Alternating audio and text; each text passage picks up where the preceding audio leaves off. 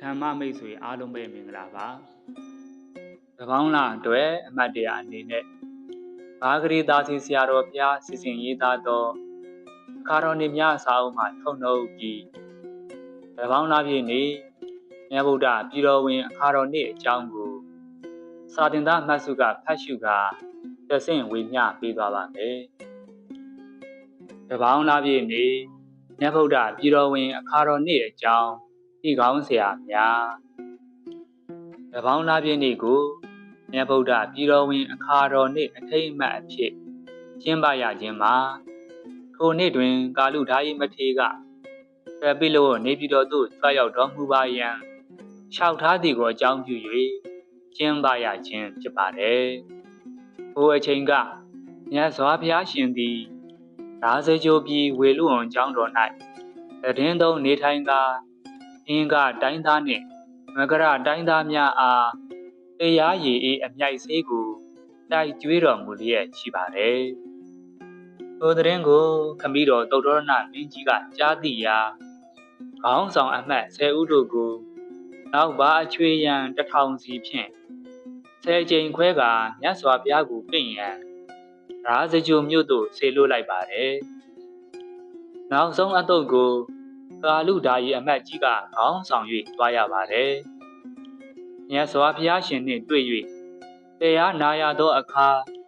တက်ပြီးလို့ပြည်သို့မပြန်ကြတော့ပဲတရားပင်သွားသူအားလုံးတယောက်မကြံသာသနာပေါင်းသို့ဝင်ရောက်ပြီးအေဟိဘိက္ခုယဟန်တွေချီဖြစ်ကုန်ကြပါတယ်။ယဟန်တာဖြစ်ပြီးနောက်ကာလုဓာယိမထေရကတပေါင်းသား၏တာယာပုံကိုဂါထာပေါင်း64ဂါထာတည်ကုံး၍ခမည်းတော်၏ကျေးဇူးကိုတည်သောအားဖြင့်ဟောရာဇာတိကပိလို့နေပြည်တော်သို့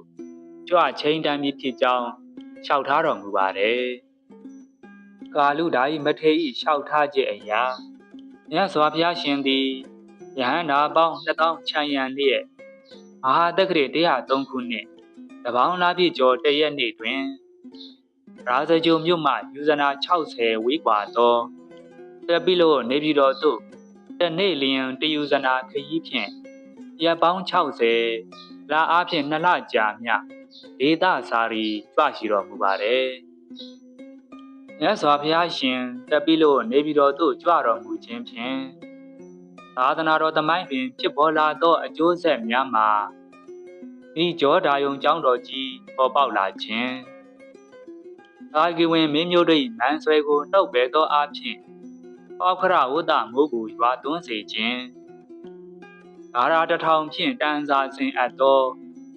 ဝတ္တန္တရာဇတ်တော်ကြီးကိုဟောကြားခြင်း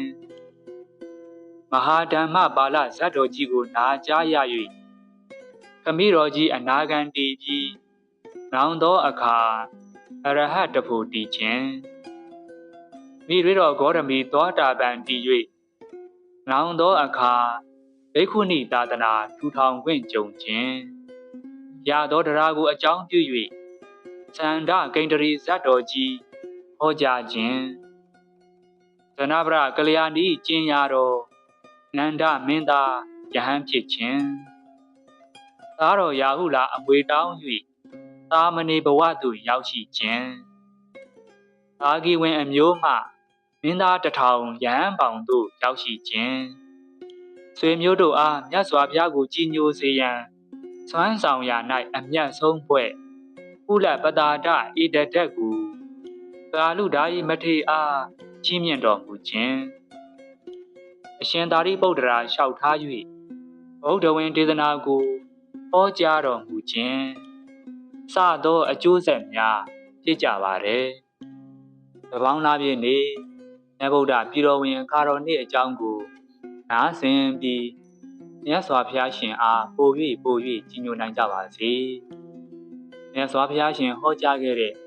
တရားတော်တွေကိုလည်းသိစင်နာယူမှတ်သားပြီးမိမိတို့လက်တွေ့ဘဝတဲ့အထိကြိုးစားပွားများအားထုတ်ကျင့်ဆောင်နိုင်ကြပါစေနားဆင်သူအားလုံးကိုယ်စိတ်နှပြဘေးရန်ကင်းကွာကျမ်းမာချမ်းသာပြီးမိမိတို့ကိုယ်စီကောင်းကျိုးလိုရာဆန္ဒတွေပြည့်စုံနိုင်ကြပါစေလို့စာသင်သားမှတ်စုကဆုတောင်းမေတ္တာတွေ ပို့တာပေးလိုက်ပါတယ်